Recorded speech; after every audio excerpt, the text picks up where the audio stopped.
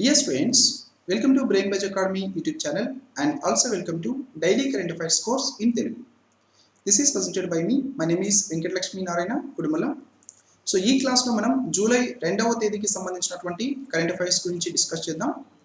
So ఈ current affairs క్లాసెస్కి సంబంధించినటువంటి నోట్స్ మొత్తం కూడా పీడిఎఫ్ ఫార్మాట్లో మీకు brainbudgeacademy.com వెబ్సైట్లో అవైలబుల్ ఉంటుంది. సో అలాగే brainbudgeacademy.comలో డైలీ కరెంట్ అఫైర్స్ మీకు తెలుగు ప్లస్ ఇంగ్లీష్ లాంగ్వేజ్లో అందించడం జరుగుతుంది. And monthly current affairs magazines కూడా మీకు brainbudgeacademy.com వెబ్సైట్లో అందించడం జరుగుతుంది.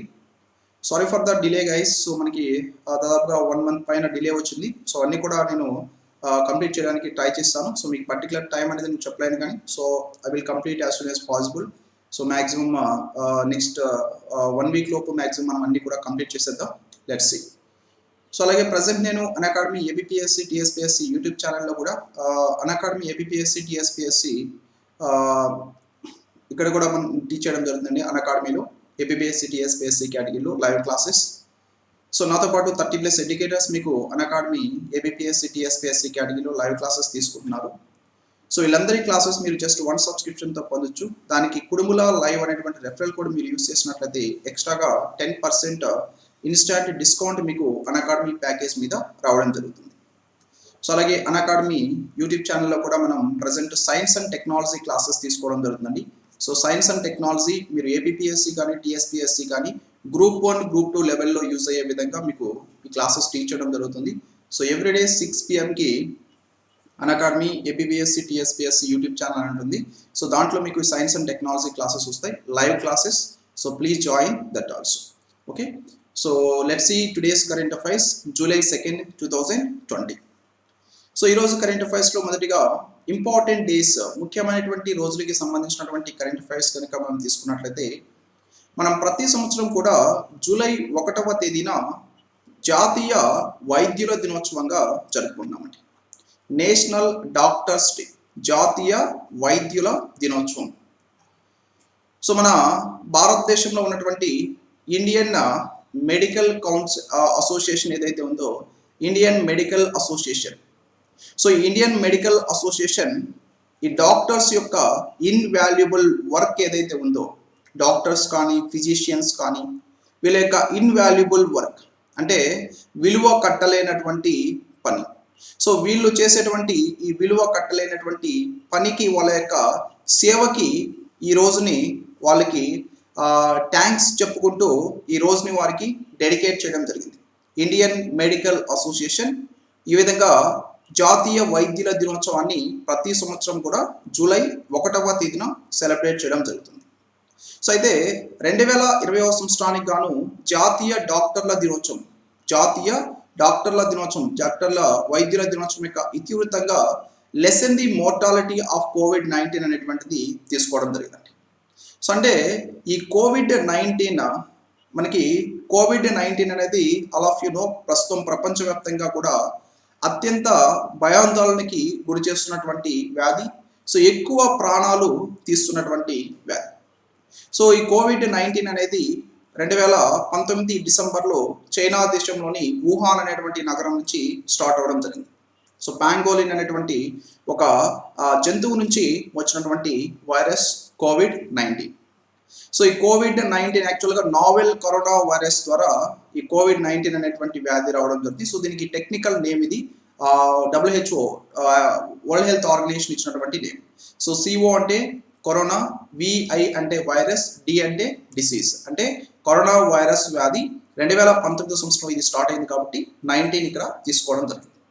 సో అయితే ఈ COVID-19 కారణంగా ఏదైతే మనకి అనారోగ్యం వస్తుందో సో దాన్ని తగ్గించాలి. ఈ COVID-19 కారణంగా వచ్చేటువంటి మోర్టాలిటీని తగ్గించాలనేది 2020వ సంవత్సరానికి గాను జాతీయ వైద్యుల దినోత్సవం యొక్క ఇతివృత్తంగా తీసుకోవడం జరిగింది. అలాగే దీంట్లోనే అసిమ్టోమాటిక్ హైపోక్సియా కానీ అలాగే ఎర్లీ అగ్రెసివ్ థెరపీ కానీ సో వీటి గురించి కూడా అవగాహన కల్పించడం 2020 జాతీయ వైద్యుల దినోత్సవం యొక్క థీమ్లో భాగంగా మనం తీసుకోవడం జరిగింది. సో అయితే ఎందుకు మనం అసలు ఈ విధంగా జాతీయ వైద్యుల దినోత్సవాన్ని ప్రతి సంవత్సరం జూలై 1వ తేదీనే జరుపుకుంటున్నామంటే దానికి ప్రముఖ డాక్టర్ బీదన్న చంద్రరాయ్. సో ఈ బీదన్ చంద్రరాయ్ యొక్క marks the birth and death anniversary. So ఇతని యొక్క జయంతి అలాగే ఇతని యొక్క వర్ధంతి. డాక్టర్ బీదన్ చంద్రరాయ్. సో ఇతను one of the most renowned physician of India. So మన భారతదేశానికి చెందినటువంటి ప్రముఖ ఫిజిషియన్ బీదన్ చంద్రరాయ్. సో ఇతని యొక్క జయంతి అలాగే ఇతని యొక్క వర్ధంతి రెండు కూడా జూలై 1వ తేదీ. అండ్ ఇతను మన భారతదేశంలో పశ్చిమ బెంగాల్ రాష్ట్రానికి 2వ ముఖ్యమంత్రిగా కూడా పనిచేసినటువంటి వ్యక్తి. సో ఇతని యొక్క జయంతి ఇతని యొక్క వర్ధంతి సందర్భంగా మన భారతదేశంలో ఈ విధంగా ప్రతి సంవత్సరం కూడా జూలై 1వ తేదీన జాతీయ వైద్యుల దినోత్సవంగా జరుపుకోవడం జరుగుతుంది. So most important. అలాగే జూలై 1వ తేదీన ప్రతి సంవత్సరం జాతీయ పోస్టల్ వర్కర్స్ డేగా కూడా మనం జరుపుకున్నామండి.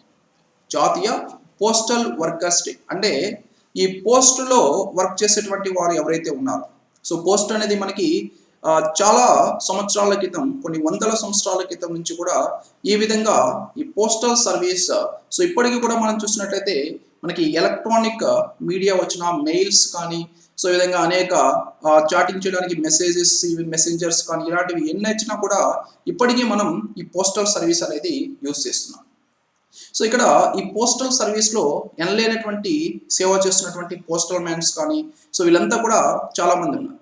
సో వీళ్ళ యొక్క వర్క్ ఏదైతే ఉందో ఆ వర్క్ని గుర్తించడం కోసంగా, సో వీరికి థ్యాంక్స్ చెప్పుకోవడం కోసంగా మనం ప్రతి సంవత్సరం కూడా జూలై 1వ తేదీన జాతీయ పోస్టల్ కార్మికుల దినోత్సవంగా జరుపుకుంటున్నామండి. జూలై 1.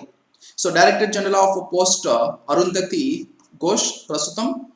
అలాగే ఇప్పుడు కోవిడ్-19 టైం తీసుకున్నా సరే, కోవిడ్-19 టైంలో కూడా వీళ్ళు ఈ పోస్టులు మొత్తం కూడా వాళ్ళకి చేరవేయడంలో కృషి చేస్తున్నారు. సో కాబట్టి దీని సందర్భంగా మనం ఈ రోజుని జరుపుకోవడం జరుగుతుంది.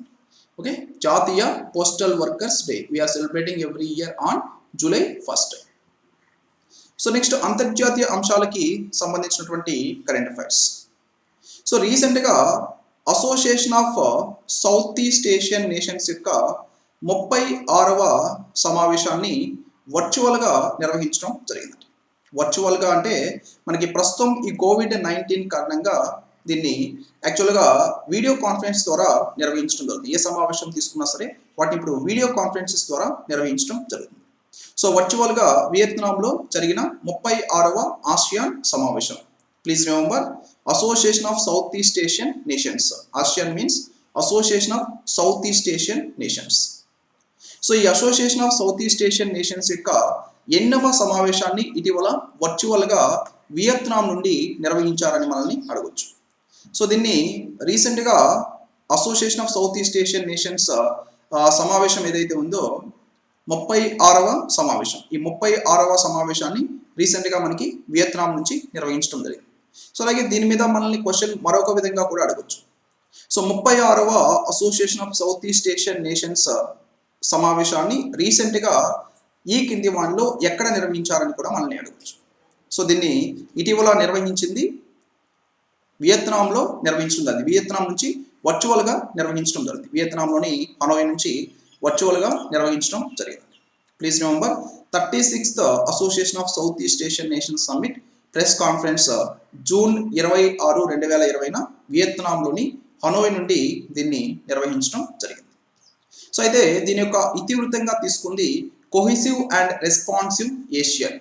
Cohesive and responsive association of south east Asian nations అనేది 2020వ సంవత్సరానికి గాను రీసెంట్గా వియత్నాంలోని హనోయ్లో నిర్వహించినటువంటి 36వ ఏషియన్ సమావేశం యొక్క ఇతివృత్తంగా తీసుకున్నారు.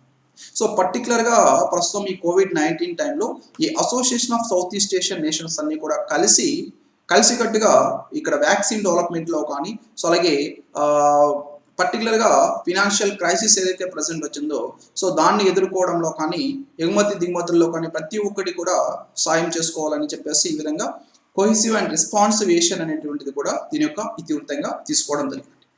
సో అయితే ఇక్కడ అసలు ఏషియన్ అంటే ఏమిటి? ఏషియన్ ఫస్ట్ ఆఫ్ ఆల్ దీని యొక్క ఫుల్ ఫామ్ మనకి important. Association of south east Asian nations. Association of south east Asian nations. So అంటే ఇది యాక్చువల్గా ఒక రీజనల్ ఇంటర్ గవర్నమెంటల్ ఆర్గనైజేషన్గా మనం చెప్పవచ్చు. అంటే మన సౌత్ ఈస్ట్ ఏషియా ఏదైతే ఉందో ఈ సౌత్ ఈస్ట్ ఏషియాలో ఉన్నటువంటి దేశాలు దీంట్లో సభ్య దేశాలుగా ఉన్నాయి.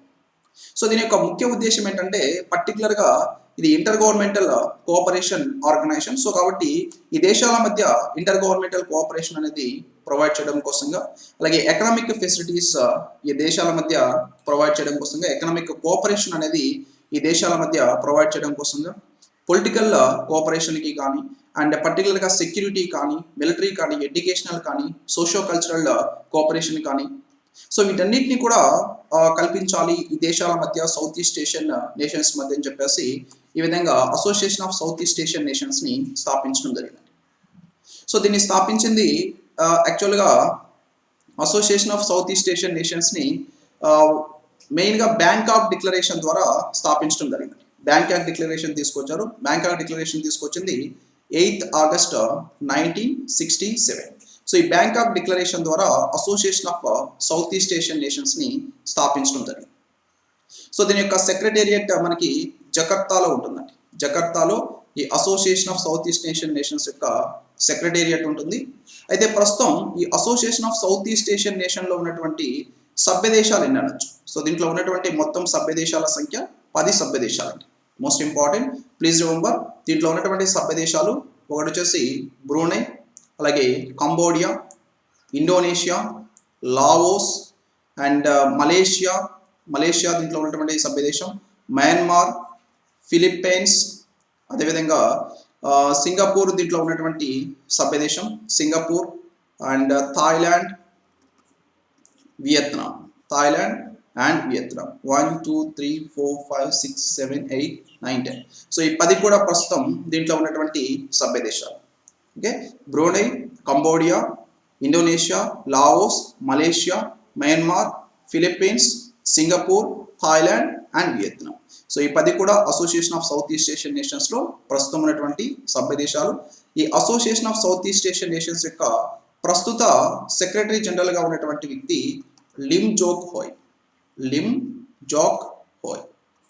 Please remember, Lim Jock Hoi ప్రస్తుతం association of south east Asian nations యొక్క సెక్రటరీ జనరల్.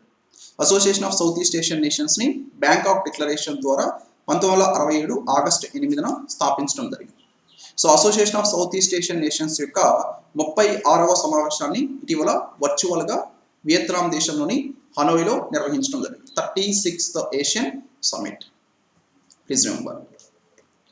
సో అదేవిధంగా జాతీయ అంశాలకి సంబంధించినటువంటి current affairs, national current affairs. Government of India extends K K Venugopal's term as attorney general of India. So మన భారతదేశం యొక్క attorney జనరల్గా కేకే వేణుగోపాల్ యొక్క టెన్యూర్ ఏదైతే ఉందో ఈ టెన్యూర్ని రీసెంట్గా ఎక్స్టెండ్ చేయడం జరిగింది. సో మన భారతదేశం యొక్క ప్రధాని అధ్యక్షతన appointments committee of the cabinet ఉంటుంది. సో ఈ appointments committee of the cabinet మన భారతదేశంలో ముఖ్యమైనటువంటి పదవులకి వీళ్ళందరినీ కూడా సెలెక్ట్ చేయడం జరుగుతుంది. సో ఈ విధంగా మన భారతదేశం యొక్క ప్రధాని నరేంద్ర మోడీ అధ్యక్షతన ఉన్నటువంటి appointments committee of the cabinet రీసెంట్గా మన భారతదేశం యొక్క ప్రస్తుత అటార్నీ జనరల్ కేకే వేణుగోపాల్ యొక్క టెన్యూర్ని మరొక సంవత్సరం పాటు ఎక్స్టెండ్ చేయడం జరిగింది. మరొక సంవత్సరం పాటు ఈయన ఎక్స్టెండ్ చేశారు. సో ఇది జూలై 1వ తేదీ నుంచి అమల్లోకి రావడం జరిగింది. సో జూలై 1వ తేదీ నుంచి మరొక సంవత్సరం పాటు ఈ విధంగా కేకే వేణుగోపాల్ మన భారతదేశం యొక్క అటార్నీ జనరల్గా పనిచేయడం జరుగుతుంది. సో ఇతనికి ఇప్పుడు ఎక్స్టెండ్ చేసినటువంటి టైం పీరియడ్ మరొక సంవత్సరం పాటు 1st జూలై నుంచి ఇది అమల్లోకి రావడం జరుగుతుంది. His first term as attorney general of India commenced in July 2017. So 2017 జూలైలో ఈయన ఈ విధంగా మన భారతదేశం యొక్క అటార్నీ జనరల్గా నియమితులవడం జరిగింది. సో ఈయనకి ముందు మన భారతదేశం యొక్క అటార్నీ జనరల్గా ఉన్నటువంటి వ్యక్తి ముకుల్ రోహ్తాగి. సో ఈ ముకుల్ రోహ్తాగి స్థానంలో ఈ విధంగా కేకే వేణుగోపాల్ భారతదేశం యొక్క అటార్నీ జనరల్గా నియమితులైనారు. సో అయితే ఈయన యొక్క టెన్యూర్ మళ్ళా 1st జూలై 2020 నుంచి మరొక సంవత్సరం పాటు ఎక్స్టెండ్ చేయడం జరిగింది. And ACC also appointments committee of the cabinet which is headed by prime minister. ఇది మన భారతదేశం యొక్క సాలిసిటర్ జనరల్ యాక్చువల్గా అటార్నీ జనరల్కి సాయం చేయడం కోసంగా తీసుకొచ్చినటువంటి పోస్ట్ అండి. సో ఈ సాలిసిటర్ జనరల్ ప్రస్తుతం తుషార్ మెహతా. సో ఈ తుషార్ మెహతా యొక్క టైం పీరియడ్ని కూడా మరొక 3 years పాటు ఎక్స్టెండ్ చేయడం జరిగింది. ఓకే, సో మరొక 3 years మళ్ళా ఈ తుషార్ మెహతాని కూడా తిరిగి నియమించడం జరిగింది. అలాగే అడిషనల్ సాలిసిటర్ జనరల్గా ప్రస్తుతం ఉన్నటువంటి వ్యక్తి చేతన్ శర్మ. సో ఈ చేతన్ శర్మని రీసెంట్గా మన భారతదేశం యొక్క అడిషనల్ సాలిసిటర్ జనరల్గా నియమించడం జరిగింది. సో ఈయన ఢిల్లీ హైకోర్టుకి చెందినటువంటి వ్యక్తి. అలాగే ఎగ్జిస్టింగ్ 5 అడిషనల్ సాలిసిటర్ జనరల్స్ ఎవరైతే ఉన్నారో ఈ అడిషనల్ సాలిసిటర్ జనరల్స్ యొక్క పీరియడ్ని కూడా మరొక 3 సంవత్సరాల పాటు ఎక్స్టెండ్ చేయడం జరిగింది. సుప్రీంకోర్టులో అడిషనల్ సాలిసిటర్ జనరల్స్ యొక్క పీరియడ్ కూడా మరొక 3 సంవత్సరాల పాటు appointments committee of the cabinet రీసెంట్గా ఎక్స్టెండ్ చేయడం జరిగింది. సో బికాస్ ఈ COVID-19 కారణంగా కొత్త అపాయింట్మెంట్స్ లేకుండా వీరిని ఇదే టైం పీరియడ్లో వీరిని ఎక్స్టెండ్ చేసుకుంటూ పోవడం జరుగుతుంది. సో ఈ విధంగా ఎక్స్టెండ్ చేశారు. This is the most important అండి.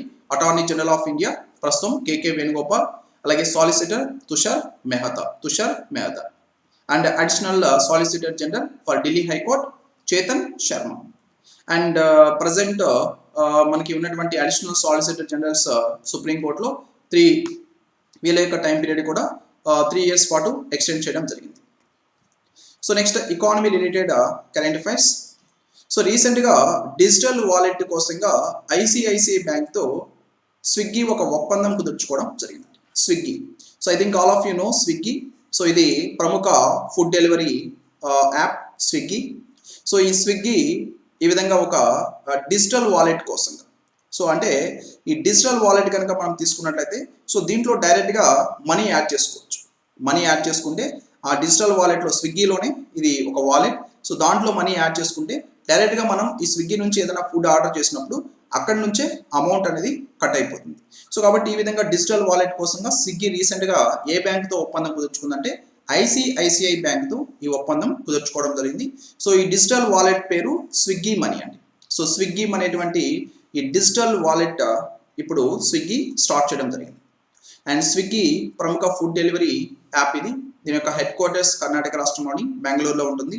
ప్రజెంట్ స్విగ్గీ యొక్క సిఇఓ శ్రీహర్ష మెజైటీ ప్రజెంట్ స్విగ్గీ యొక్క సిఇఓ.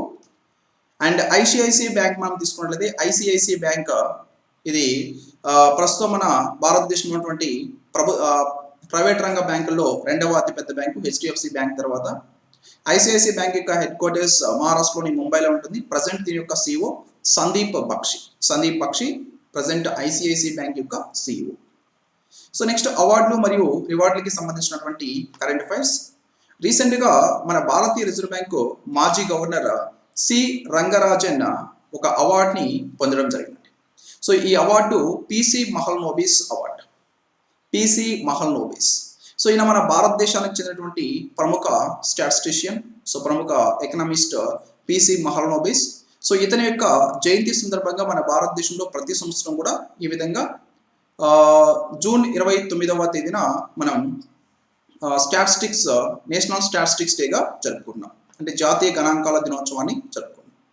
సో ఈ పిసి మహల్నోబిస్ పేరు మీదుగా మన భారతదేశంలో రీసెంట్గా పిసి మహల్నోబిస్ అవార్డుని ఏర్పాటు చేయడం జరిగింది. సో ఈ విధంగా ఏర్పాటు చేసిన తర్వాత మొట్టమొదటి పిసి మహల్నోబిస్ అవార్డు మన భారతీయ రిజర్వ్ బ్యాంక్ యొక్క మాజీ గవర్నర్ సి రంగరాజన్కి ప్రకటించడం జరిగింది. సి రంగరాజన్ మన భారతదేశం యొక్క మొట్టమొదటి పిసి మహల్నోబిస్ అవార్డు యొక్క విజేత. మోస్ట్ ఇంపార్టెంట్, భారతీయ రిజర్వ్ బ్యాంక్ మాజీ governor Chakravarthy Rangarajan has been conferred with the first professor PC Mahalanobis award in official statistics for lifetime achievements. So ఈ విధంగా అఫీషియల్ స్టాటిస్టిక్స్లో లైఫ్ టైమ్ అచీవ్మెంట్స్ గాను ఈ పిసి మహల్నోబిస్ మొట్టమొదటి అవార్డుని చక్రవర్తి రంగరాజన్ పొందడం జరిగింది.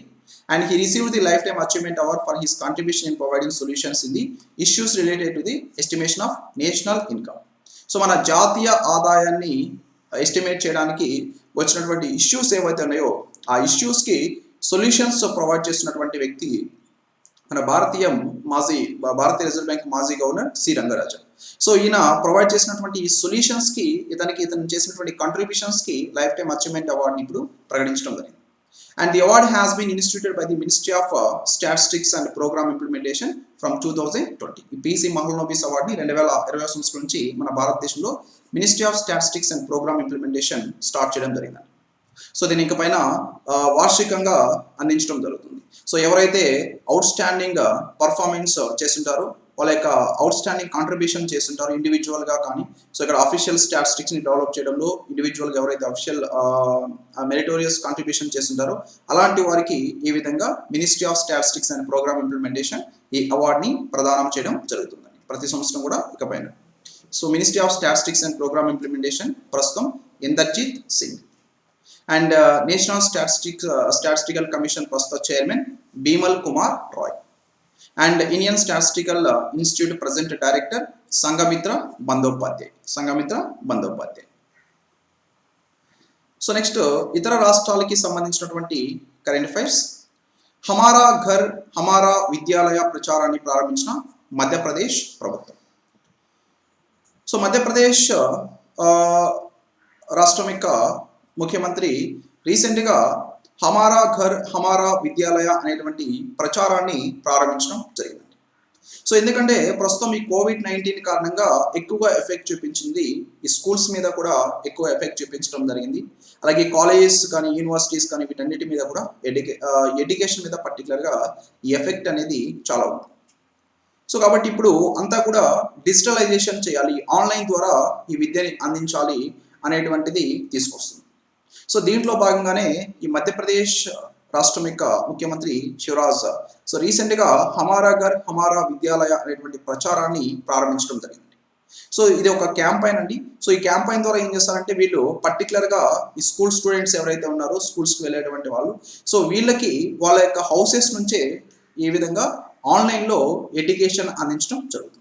సో ఈ విధంగా హమారా ఘర్ హమారా విద్యాలయ అనేటువంటి క్యాంపైన్ ప్రారంభించినటువంటి రాష్ట్ర ప్రభుత్వం ఇటీవల ఈ కింది వాళ్ళలో ఏమిటంటే మధ్యప్రదేశ్ రాష్ట్ర ప్రభుత్వం. సో శివరాజ్ సింగ్ చౌహాన్ మధ్యప్రదేశ్ రాష్ట్రం యొక్క ప్రస్తుత ముఖ్యమంత్రి రీసెంట్గా దీన్ని ప్రారంభించడం జరిగింది. సో బికాస్ ఆఫ్ ఈ ఎడ్యుకేషన్ ప్రొవైడ్ చేయడం కోసంగా దీన్ని తీసుకురావడం జరిగింది. సో ఇవి ఈరోజు కరెంట్ అఫైర్స్ అండి. సో తప్పకుండా ఈ వీడియో మీకు నచ్చినట్లయితే ఈ వీడియోని లైక్ చేయండి and also share this video with your friends and also subscribe BrainBuzz Academy YouTube channel for more.